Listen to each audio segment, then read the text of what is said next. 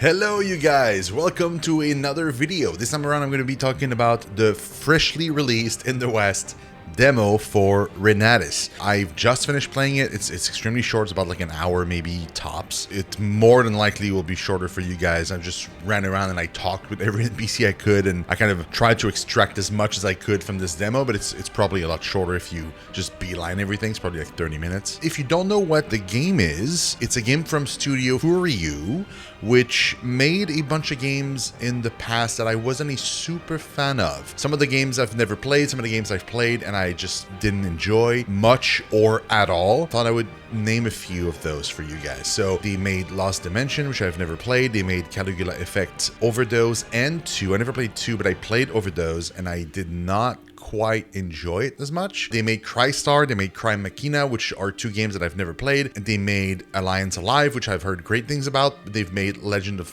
Legacy, which I didn't hear great things about, and they have made Trinity Trigger, which I think was okay. I think it was received okay, but it was like it didn't blow anybody out of the water. It is also made by another studio, which is called Natsume Atari, and they apparently are the studio behind Eiyuden Chronicle Rising, not 100 Heroes, but like the prequel game, and they are also apparently working on Penny Blood, which is the spiritual successor to Shadow Hearts. So based on those pedigree and games that I've played and didn't quite enjoy and or didn't hear great things about, I wasn't sure I was going to enjoy it, and I was kind of worried, and that's why I decided not to pre-order the game at that time. I was waiting for the demo. Now that I've played the demo though, what do I think about it? Well, it's definitely a budget title, so you can tell right away. The menus, like the UI and the menus and stuff is fine, but you can tell it's just not as refined as it would be on like a Square Enix title, for example, like a AAA title. You can also tell from the way they're designed, the 3D models of the characters and of the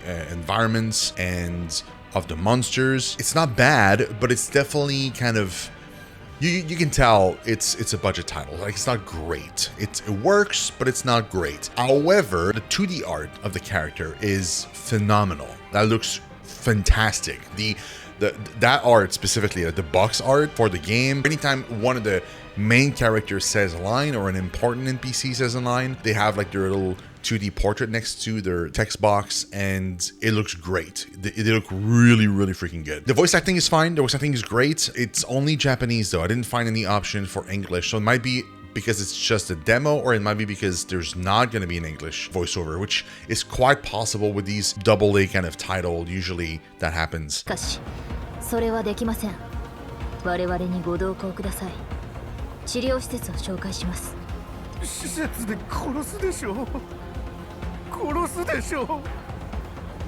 is probably the most competent game the studios I've made so far. You could tell in Caligula Effect Overdose, and probably 2 as well, that it wasn't there yet. Like, the studio was kind of, they were trying to make things and they have big ambitions, but their craft wasn't up to par just yet, at least in my opinion. And you can tell that whilst this is still not perfect, it is their most competent game made so far, from either games that I've played or looked at from like videos and trailers and stuff. It's definitely their most realized, it's their most ambitious, but you can tell like they stepped up their game big time. Like it just, the movement of the characters looks great. Combat is super fun, actually. It starts very, very slow. The very first character you play in the first chapter is like a tutorial chapter, and you play one character that doesn't have any skills unlocked or anything, so all you can do is just basic attack, and when you're smashing the basic attack button, your character just does like a regular combo, then jumps backwards on its own and then smashes again the enemy in front of it, basic combo, then jumps out again and back in, all of that automatically. So all I was doing was just smashing square, and my character was just like zooming in and out of battle on its own. And I was like, if the battle is that way the entire time, it's just going to be boring. And thankfully it's not. As soon as you get into chapter 2, you play a different character. Now you get actual skills that you can use, and you also eventually get the option to have even party members, and then you can swap between party members to attack enemies.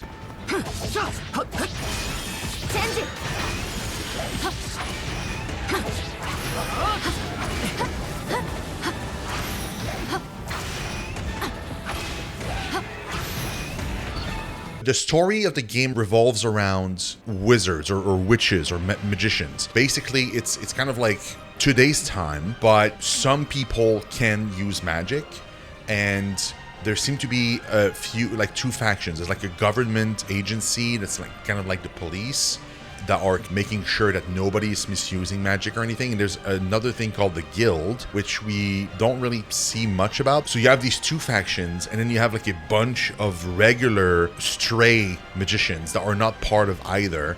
And the character you play in chapter 1 is as a kind of a policewoman, and then in chapter 2 you play as one of those stray magicians that are not supposed to be using magic, at least not in the open. And whenever you do use it, they have a system in place where if you have to do a battle and there's people around, or if you switch to your magician form, which I'm going to get into in a moment, but if you switch to your magician form, you actually alert people around you. It's kind of like whenever you commit a crime in Grand Theft Auto. So they see you and you have like a counter in your HUD, and it says like, oh, you're the 10th most search term on the internet, and then like it goes up and up and up, and eventually you reach number 1. And if you reach number 1, like the police arrives, and then you are in trouble. So you're trying not to do that. You can't just run away far enough, because passerby will just see you and it'll increase your thing. There are like circles in some of the maps for no reason at all. They're just like green circles with like an eye next to them, and if you stand in one of those green circles, people don't see you anymore, and then you're good. It's a weird system. Like, it'd be cooler if I were actually hiding. You're not. You're just literally just walking into a green circle that the game decided to have in that spot, and that's it. You're good. Not super great, and I would have preferred something that's more kind of built into the world, like a lore reason for something, instead of just being like very clearly just a game mechanic. So when you're walking around in town, you have your hood on. They're calling it suppressed. So your character is suppressing its magical abilities, and whenever you turn into like full combat mode and stuff, you pull your hood back, and then your character starts glowing and your eyes glow, and then you get your weapon out, and that's when you can actually attack enemies. But that's also when people can see you and they can freak out. Attacking enemies in combat uses MP, so you can only attack enemies so long as you have MP. Just like a regular slash of your blade costs MP, so anything you do costs MP. You have a bar at the bottom of the screen with your MP, and then it will slowly deplete. If you don't have enough, you can't attack anymore. Thankfully, the game has a system. So basically, if you don't have any MP, what you have to do is you have to switch to suppressed mode, so you can't fight anymore. And in that form, whenever the enemy attacks you, like at the very moment it would hit you, time slows down. If you press R1, there's like a circle that appears and it zooms in on your character, and if you hold R1, the circle will fill up. And if you let go of R1 at the correct time, your character will do a counter attack to the enemy, so you won't get hit, and you will steal some of the MP of the enemy for yourself, which then allows you to be able to attack again. It's kind of like a back and forth between being suppressed and the other form, which is like your liberated form, which is the form that you can actually use your skills and attacks and stuff. So it's a balance between the two. Now, they could have made it so that you have to do it manually every time, and like you have to remember to switch back into the other form or whatever. But what's cool is if you don't switch to your suppressed form, you're not penalized. As soon as you don't have enough MP anymore, your character will automatically switch to its suppressed form. If you are in suppressed form and you're trying to attack an enemy, your character will automatically switch to its liberated form and start to attack, unless it doesn't have enough MP to do so. And there's also an ultimate attack or something that you can use if your MP is completely full and glowing. So anytime you steal some MP from the enemies, your MP bar will fill up, but it won't fill up all the way most of the time. So what you might want to do is manually go back to suppressed and stay in suppressed mode to try and steal even more. That way your MP bar is going to glow, and if your MP bar glows, you can trigger that special attack by pressing L1, and that will slow down time and allow you to chain attacks super quickly. You actually teleport to the enemy when you're slashing them, and you can do all of your skills and stuff. And the skills can be assigned to triangle and circle, and you can spam them so long as you have MP. They can combo with your regular attacks, so you can mix and match and try to get your hit combos up. And the better you do in battle, the more hit combos, the more you evade enemy attacks and so on, the better your score. And at the end of every battle, you get a score for that battle, and then that will give you a multiplier of XP for your character, and you get even more XP than you would normally have gotten. The skills themselves, I didn't have any that I could equip outside of the 2 that they give you, obviously, because it's a demo and it's only chapter 2, but it's looking like you'll be able to equip different skills to your character, and those skills can also level up. So I didn't see like how you get skill points. I'm assuming it's every time you level up, you get some points, but you can actually spend those points to level up some of your skills, and those skills will get some additional benefits. For example, you had like a little tooltip that told you like, oh, that skill at level 4 will do this additional effect, and at level 7 will do yet another additional effect, and so on. You get a second character towards the end of the demo, and it's only like for a battle, and the way it works is pretty cool. You're fighting, and then you will press, I think, R2, and it will swap to the other character, and then that other character will start attacking, and your original character that you had will remain on the field to attack the enemies for a few moments before disappearing, leaving you alone, basically. And the other character will slowly refill its MP, and it will only be able to be swapped back into battle if it has MP to use. So the main location is the city of Tokyo, mainly Shibuya, like the Shibuya district, and whenever you talk to NPCs, you'll sometimes get stressed. I didn't seem to notice a pattern. I think it might be if the NPC is talking about something that kind of would stress your character out, something specific to wizards being tracked by the police or whatever, and if your stress level goes up, you hit harder, but you get hit harder also. So it's kind of like a give and take. And if you are fully stressed out, some bad stuff happened. I don't remember. It never happened to me, because in the demo, whenever I talked to an NPC that would increase my stress, it would be like 1 or 2%. You can buy items at restaurants and in vending machines. Those items can be used to heal yourself immediately, or you can buy items that you can then eat in the menu or drink in the menu, and then those will have different effects. Some of the items that you can get from the vending machines, if you do it immediately, it just heals you, but if you buy items, you can either heal you later on, or you can buy items that will reduce your stress. There are side quests in the game. In the demo, I only saw 2, and they were extremely boring. The first side quest was literally, I talked to an NPC, gave me the side quest, I walked 5 feet, and the side quest was over. The other one was basically the same thing. It just happened to be in another zone. Walked 5 feet, talked to an NPC, made a bit of a back and forth talking to different people, and then a battle, and then the side quest was over. There wasn't any kind of lore story behind them either. It was super simple, so I wouldn't expect too much of those. I think it's just a quick way for you to get more XP and rewards. Nothing to write home about. メアは町の治安を守る仲間を求めています。魔法使いであるかどうかは問いません。町の安全を守るのはあなたです。知ったことか。俺のためにしか戦わない。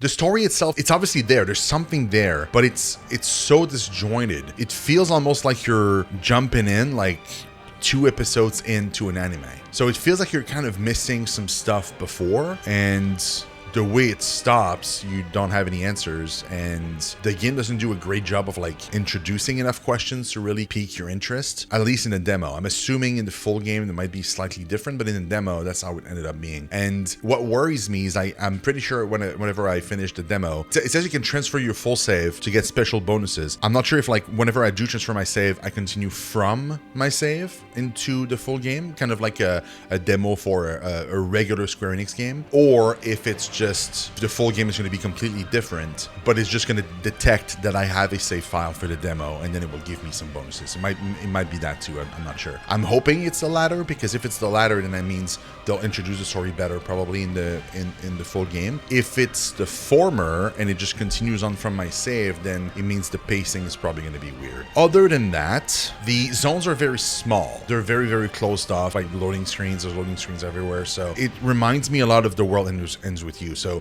the world ends with you teleport into a zone, which is just a segment of a street, and then once you reach the end of that segment, it just teleports you to another segment. It's the same idea.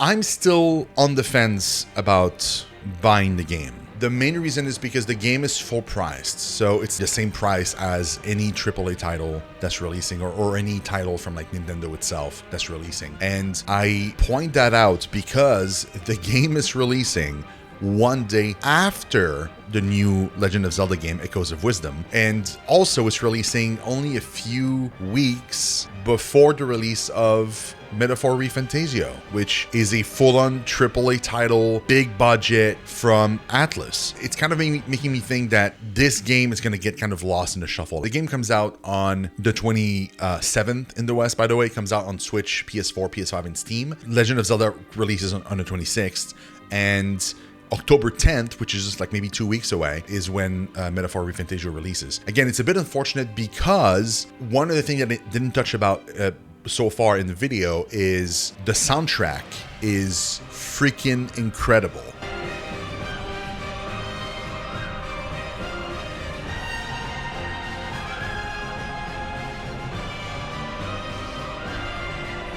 Yoko Shimomura, which is the composer for Kingdom Hearts, amongst other things. She is my favorite video game composer, and she knocked it out of the park once again. She's been cooking. Oh my god. This is why I think I'm still kind of so interested in this game, and why I'm still on the fence and not just like I'm gonna wait for a sale or something. It's because the music is so freaking good. It whenever I went into a cutscene or something that had the characters in 3D that I didn't quite enjoy the look of, or whenever the gameplay was just not up to par to what I would expect, you know, from a game nowadays, especially a full price game, the music kicked in and it just elevated everything around it, and it just made it feel like a AAA title, even though it's not. The music is so freaking good. It has no right to be this good. Basically, it's too good for the game almost. And the other thing that kind of makes me curious is the scenario writer for Reynatis. It's Kazushige Nojima, and Nojima wrote everything that has to do with FF7, wrote FF8, wrote a bunch of Kingdom Hearts titles like 1, 2, and 3, wrote everything that has to do with FF10. So obviously an extremely talented story writer. And so I'm thinking there's more than likely going to be, at the very least, an interesting story in Reynatis. Like, even if the rest of the production isn't up to par, at the very least I feel like the story itself should carry it, as well as the soundtrack. Whilst that might not be the main focus for most people, for me personally, if the story and the soundtrack kills it, then even if the gameplay is subpar or not as good, I won't mind and I will still enjoy myself because the story was good. So I'm hoping that the story at the very least is going to knock it out of the park and just going to be amazing. At least the very, very, very small tidbits that I'm getting right now from the demo intrigues me enough, instead of being, I'm just not going to buy it, I'm going to wait for a deep sale or something. Now it's more like, I kind of maybe want to pre-order it. More than likely I won't, and I'm probably going to have to wait for a sale just because there's too many other games I want to buy. But it's piquing my interest enough that I'm considering it, which is more than I thought going in. But yeah, that's Reynatis. That's the demo. You can download it now. You can play it. I'm not sure if there's a Switch demo, but for sure there's a PS5 demo and PS4 demo, and there's a Steam demo. As for me, if you do enjoy the video, please consider giving it a thumbs up. If you are enjoying the content of the channel, please consider subscribing. It helps me a ton. I love your faces so much, and I'll see you guys in the next one. Bye bye.